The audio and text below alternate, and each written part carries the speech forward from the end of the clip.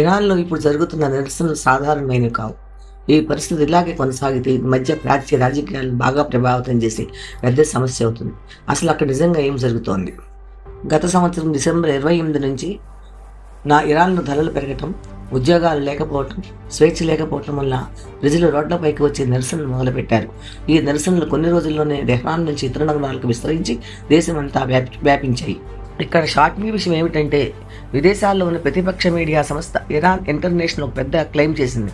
ఇటీవల ఈ నిరసన ఆపేందుకు ఇరాన్ భద్రతా బలగాలు చేసిన చర్యల్లో సుమారు 12,000 మంది చనిపోయారని వారు అంటున్నారు.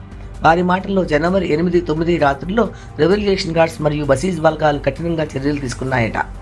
కానీ మానవ హక్కుల సంస్థలు ఈ 12,000 సంఖ్యను నమ్మటం లేదు. వారి అంచనా ప్రకారం మరణాలు వందల్లోనే ఉన్నాయి, వేలల్లో కావు. అందుకే ఇక్కడ అసలు నిజం ఏమిటో స్పష్టంగా చెప్పడం కష్టం. ఎందుకంటే ఇరాన్ ప్రభుత్వం ఇంటర్నెట్ నాపేసింది, మీడియాను కంట్రోల్ చేసింది, జర్నలిస్టులపై ఆంక్షలు పెట్టింది.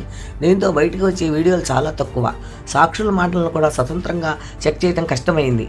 నిపుణుల మాటల్లో ఇది కేవలం ధరల సమస్య కాదు, ఇది నేరుగా ప్రభుత్వానికి వచ్చిన రాజకీయ సవాల్.